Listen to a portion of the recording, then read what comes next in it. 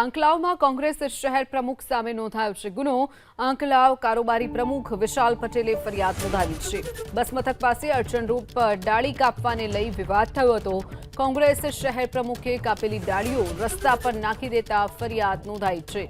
જાહેર માર્ગ પર કાપેલી ડાળી પાથરી પ્રજાને હેરાન કર્યાનો આરોપ।